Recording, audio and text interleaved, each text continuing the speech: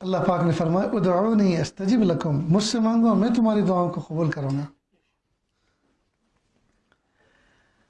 سوال یہ پیدا ہوتا ہے کہ اللہ پاک نے فرمایا تو ہے مجھ سے مانگو میں تمہیں دوں گا، تو اللہ سچے، اللہ کا وعدہ سچا، لیکن تجربہ کچھ اس طرح کا ہے کہ برسوں ہو گئے ایک بات کو مانگتے ہوئے، لیکن آج تک وہ دعا قبول ہوتے ہوئے نظر نہیں آ رہی۔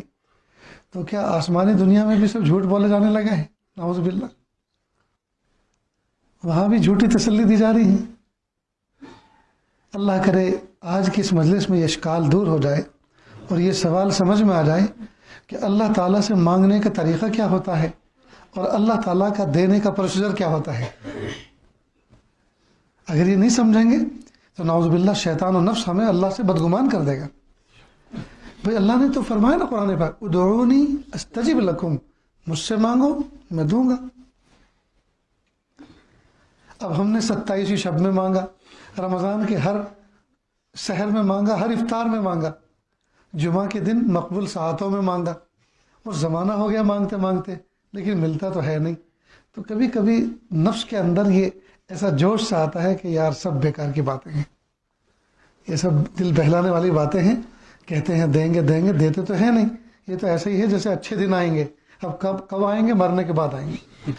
اللہ پاک نے جو فرمایا ادعونی استجب لکم، مجھ سے مانگو میں تمہاری دعاؤں کو قبول کروں گا۔ شیخ ابن عطا اللہ اسکندری رحمۃ اللہ علیہ بہت پائے کہ اللہ کے ولی گزرے، عجیب بات فرماتے۔ ایک جگہ انہوں نے فرمایا کہ اے انسان،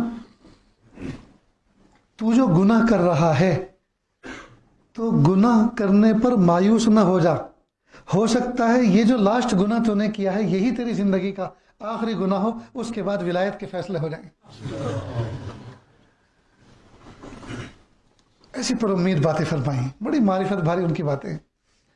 تو انہوں نے فرمایا کہ یہ جو اللہ پاک نے فرمایا ادعونی، مجھ سے مانگو میں تمہاری دعاؤں کو قبول کروں گا، اس کا مطلب یہ ہرگز نہیں کہ جب مانگو گے تب دوں گا اور جو مانگو گے وہ دوں گا۔ اللہ، یہ تو معاملہ ہی صاف ہو گیا۔ تو اس کا مطلب صاف یوں کہہ دو نا کہ دینا نہیں ہے، یہ جو کہہ دو۔ ہمارے ہاں ننیال کے اندر ایک جماعت گئی، تو جماعت میں جو ہے مقرر صاحب بیان فرما رہے تھے کہ پل صراط وہ جگہ ہے جو جہنم کے اوپر ایک راستہ بنا ہے، بال سے باریک اور تلوار سے زیادہ تیز۔ تو ایک دیہاتی آدمی تھا، گھوڑا گاڑی چلاتا تھا، وہ مسجد سے نکل رہا تھا، کہا بال سے باریک تلوار سے تیز، کہا یوں کہہ دو نا کہ ہے ہی نہیں وہاں راستہ کچھ، یہ جو کہہ دو کہ وہاں کچھ ہے ہی نہیں بس۔ تو شیخ ابن عطا اللہ اسکندری رحمۃ اللہ علیہ سمجھا رہے ہیں، فرما رہے ہیں کہ اللہ نے جو یہ ذمہ داری لی ہے کہ مانگو میں دوں گا، تو اس کا مطلب یہ ہرگز نہیں جو تم مانگو وہ دوں گا، جس وقت مانگو اسی وقت دوں گا۔ تو کہا پھر اس کا مطلب یہ کہ یوں کہہ دو نا کہ ہم دیں گے ہی نہیں بس۔ سمجھو دوستو، یہ ایک کوشچن ہے، ایک سوال ہے، ایک اشکال ہے۔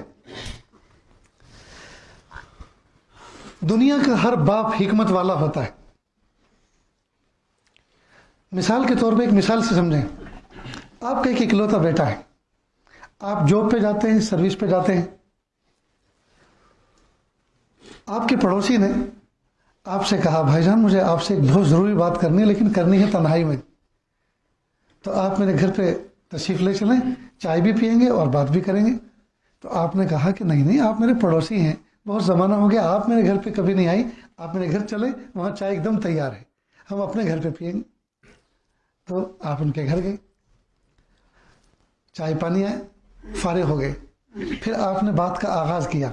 دیکھو اسلام نے حسن تدبیر بتائی، ہر کام کو احسن طریقے سے انجام دینے کا نام جی اسلام نے دیا، اسلام نے ترتیب بتائی۔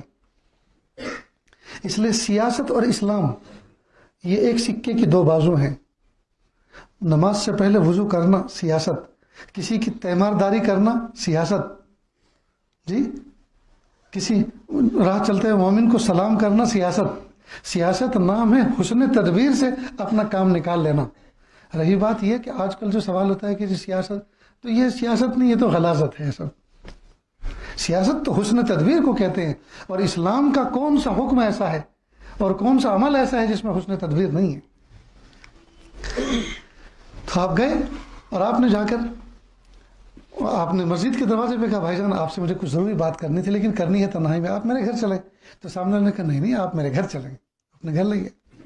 آپ نے چائے پانی سے فراغت حاصل کی، پھر کہا دیکھو پہلے آپ مجھ سے یہ پرومس کریں، وعدہ کریں کہ آپ میری بات کا برا نہیں مانیں گے. کہ نہیں بھائی جان آپ ایسی کیسی بات کر رہے ہیں، بالکل آپ کہیے. کہ اصل میں جو آپ کا چھوٹا سا بیٹا ہے نا، میرا بھتیجا، دیکھو آپ نے نسبت اس کو اور قریب کر لیا اس کو اپنے، کہ آپ کا جو چھوٹا بیٹا ہے میرا بھتیجا. میں 2 دن سے دیکھ رہا ہوں کہ محلے کے اندر ایک آدمی آئس کریم بیچنے والا، اب پتہ نہیں میں مثال دے رہا ہوں وہ مثال فٹ ہو رہی ہے کہ نہیں. آئس کریم بیچنے والا آتا ہے چلو ٹھیک ہے، غنیمت ہے. اس لیے کہ اب تو ہر جگہ کے اصول ضابطے ہی الگ ہیں، یہی سمجھ میں نہیں آتا کہ میں کیسی مثال دیں. تو جو آئس کریم بیچنے والا آتا ہے تو چھوٹے چھوٹے بچے اس کے ارد گرد جمع ہوتے ہیں، پیسے دیتے ہیں، آئس کریم لے کے جاتے ہیں. تو یہ بچہ کھڑا رہتا ہے، پھر کہتا ہے انکل مجھے بھی آئس کریم دو. تو وہ چھوٹے معصوم بچے کو دیکھ کے معصوم چہرے پر ترس کھا کے آئس کریم دیتا ہے. اب یہ چپ چاپ ایک طرف جا کے کھڑا ہو کے کھاتا ہے اور پیسے نہیں دیتا. تو ظاہر بات ہے معصوم بچہ ہے، لیکن اگر اس بچے پر کی عادت ایسی آگے پڑ گئی تو یہ عادت تو پھر بہت مشکل ہوگی. تو اس لیے بس آپ ذرا اس بچے پہ نظر رکھیں.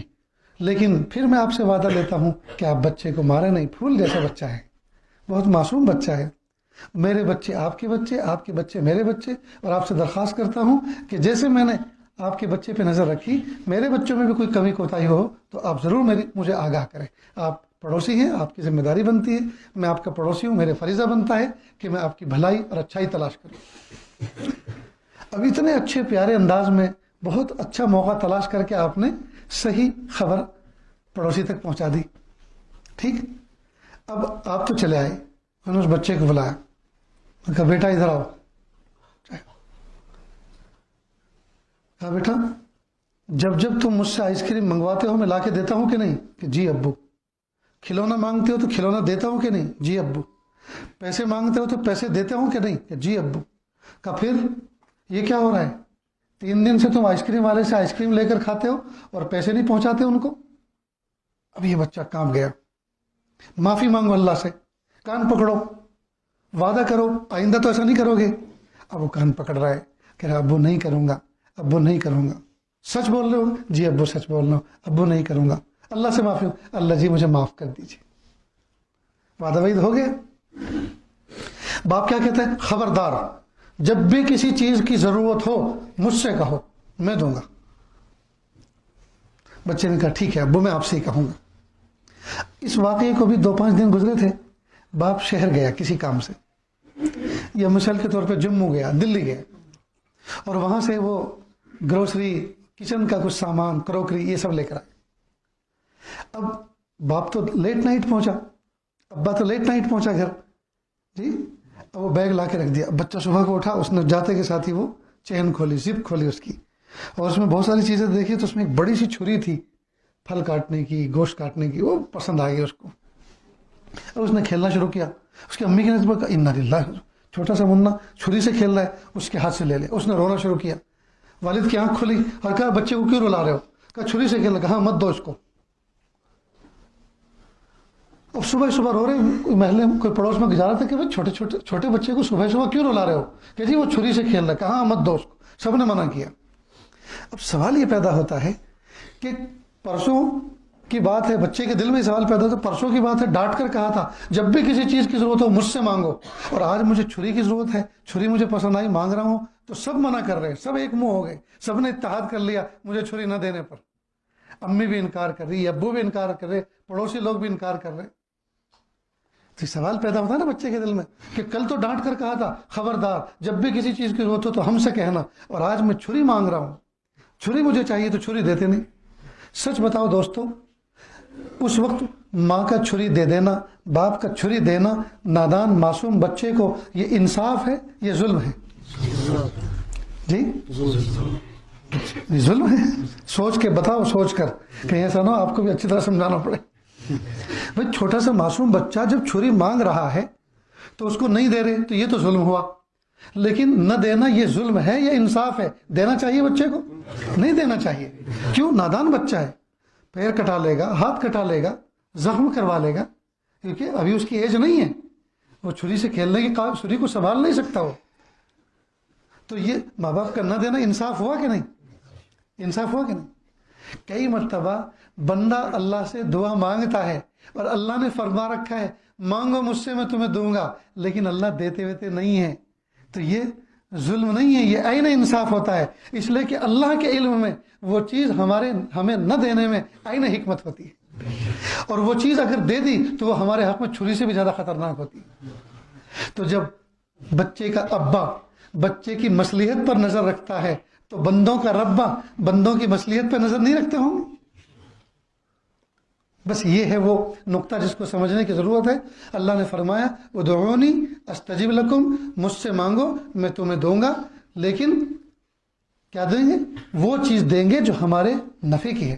اب بچہ رو رہا ہے، چھری تو اس سے ہاتھ میں لے لی، اب اس کو روتا ہوا چھوڑ دیں گے؟ یہ کچھ پہلائیں گے کچھ دیں گے؟ نہیں، اور جو دیں گے وہ چھری سے زیادہ بہتر ہوگا۔ تو ماں چاکلیٹ دیتی ہے، جی آئس کریم دیتی ہے، کوئی پھل دیتی ہے، کوئی کھلونا دیتی ہے، نقد پیسے دیتی ہے۔ اب جو کچھ دے رہی ہے چھری کی عوض وہ چھری سے زیادہ بہتر ہے اس بچے کے لیے۔ اسی طرح بندہ جب اللہ سے کوئی چیز مانگتا ہے تو اللہ تعالیٰ بندے کی مصلحت پر غور فرماتے ہیں، اگر مناسب ہوا تو دیتے ہیں، نہیں تو اللہ تعالیٰ اس سے زیادہ بہتر چیز دیتے ہیں۔ لیکن چونکہ کہہ کے نہیں دیتے، اعلان کر کے نہیں دیتے، اخبار میں نکال کر نہیں دیتے، اس لیے بندوں کو یہ پتہ نہیں چل رہا ہے کہ یہ دے کون رہا ہے۔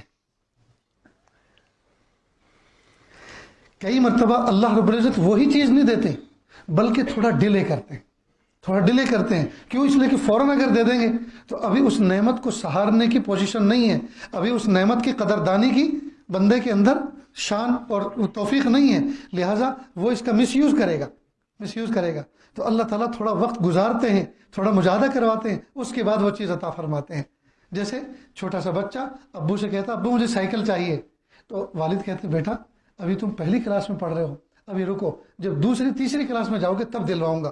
میں سائیکل ایک نہیں آپ کے لیے 2 دلوا سکتا ہوں، اللہ نے مجھے کیپیسٹی دی ہے، لیکن چونکہ ابھی آپ کی ہڈی کمزور ہے، جسم چھوٹا ہے، آپ سائیکل سنبھال نہیں سکتے۔ آپ کیا سائیکل پہ سوار ہوگے؟ سائیکل اگر آپ کے اوپر گر گئی تو ایسی سوار ہوگی تو نکل نہیں سکتے اس کے نیچے سے۔ تو اب باپ جو ڈیلے کر رہا ہے، دیر کر رہا ہے، یہ عین مصلحت ہے، یہ عین مصلحت ہے کہ اگر فوراً دیں گے تو بچے کا نقصان ہوگا۔ تو اتنا جب بچہ بڑا ہو جاتا ہے، تھوڑا اس کے اندر اسٹیمنا آ جاتا ہے، قوت بازو آ جاتی ہے، اس کے بعد باپ اس کو دیتا ہے۔ تو جب بچے کا ابا اتنی مصلحتوں پہ غور کرتا ہے تب جا کے دیتا ہے، تو ہمارا ربا کیا ہماری مصلحتوں پہ غور نہیں کرتے ہوں گے؟ اس لیے اب کیا کرنا چاہیے پھر؟ مانگنا چھوڑ دیں؟ نہیں، مانگنا تو چھوڑنا نہیں ہے، اس لیے کہ ہر حال میں مانگنے میں نفع ہے۔ یا تو اللہ وہی دیں گے جو مانگ رہے ہیں، نہیں تو اس سے بہتر کچھ دیں گے، نہیں تو اس کو تھوڑا ڈیلے کر کے دیں گے، لیکن دیں گے ضرور، دیں گے ضرور۔ اتنی بات سمجھ گئے؟ تو دعا میں ہم اللہ کی ذات سے، اگر دعا کی قبولیت میں تاخیر ہو رہی ہے، ہم اللہ کی ذات سے مایوس نہ ہوں۔ اب یہاں ایک بات اور سنیں، جب ہم کوئی چیز مانگ رہے ہیں اور وہ چیز نہیں ملتی تو اندر ہی اندر بے چینی ہوتی ہے نا، بے چینی ہوتی کہ نہیں؟ تو پھر مانگنا کس طرح سے چاہیے؟ مانگنا اس طرح سے چاہیے، اللہ جی مجھے اس نعمت کی ضرورت ہے، مجھے اس نعمت کی ضرورت ہے، اگر آپ کے علم میں میرے لیے یہ نعمت ملنا بہتر ہے تو اللہ عافیت کے ساتھ عطا فرما دیجئے، اور بہتر نہیں ہے تو اس سے بہتر کوئی چیز عطا فرما دیجئے، اور اس کی طلب بھی میرے دل سے نکال دیجئے تاکہ بے چینی نہ ہو۔ نہیں سمجھ میں آئی بات؟ کوئی بچے کو نزلہ ہوا ہے، سردی ہوئی ہے، ناک بہ رہی ہے، تکلیف ہے جی، اور وہ کوئی چیز ٹھنڈی پسند کر رہا ہے، اور ڈاکٹر نے کہا ٹھنڈی چیز نہ دیں اس کو، کھٹی چیز اس کو نہ دیں جی، تو والدین کیا کرتے ہیں؟ اس کی ضد کو پورا کرنے کے لیے کوئی دوسری چیز دیتے ہیں، اس سے بہتر جو بچے کے حق میں اچھی ہے وہ دیتے ہیں، اور پھر آڑ کر کے ادھر کو کھڑے ہو جاتے ہیں تاکہ اس کی نظر ہی اس پہ نہ پڑے، بار بار مانگے ہی نہیں تاکہ اس کے ذہن سے نکل جائے۔ تو تکلیف کیوں ہوتی ہے؟ تکلیف یہ ہوتی ہے وہ چیز دکھ رہی ہے اور اس کی طلب دل میں گھسی ہوئی ہے اور ماں باپ دے نہیں رہے، تو اس طلب کی وجہ سے بچہ روتا ہے، تو ماں باپ اس کے ذہن کو ڈائیورٹ کرتے ہیں۔ تو اسی طرح اللہ سے یوں کہیں کہ پیارے اللہ میں آپ سے یہ نعمت مانگ رہا ہوں، اگر آپ کے علم میں میرے لیے یہ نعمت مناسب ہے، بہتر ہے، تو اللہ عافیت کے ساتھ دے دیجیے، عافیت کے ساتھ دے، اور اگر یہ آپ کے علم میں میرے لیے یہ مناسب نہیں ہے، میری کیپیسٹی کے باہر کی چیز ہے، میرے لیے یہ مناسب نہیں ہے، تو اللہ اس سے بہتر دے دیجئے اور اس کی طلب کو میرے دل سے نکال دیجئے۔ مضمون یاد رہے گا ہی. پھر جب بھی دعا مانگے اللہ سے تو اللہ سے ہمیشہ عافیت مانگے.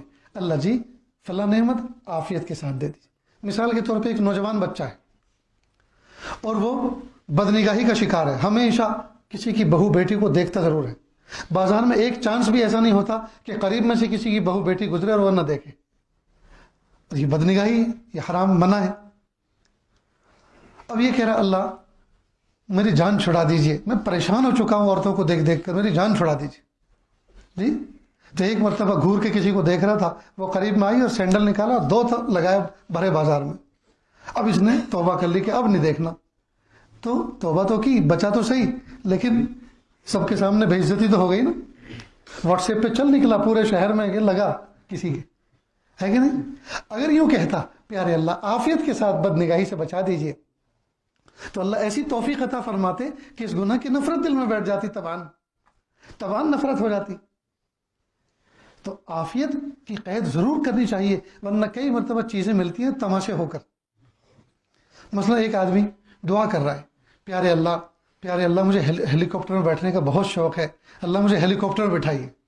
اور دعا ہو گئی قبول، ہیلی کاپٹر میں بٹھائیے، دعا ہو گئی قبول. آیا سیلاب، جی چڑھ گیا چھت کے اوپر، آیا ہیلی کاپٹر اور بیٹھا ہیلی کاپٹر میں، تو اس دن ہیلی کاپٹر میں بیٹھنا اچھا لگے گا؟ نہیں.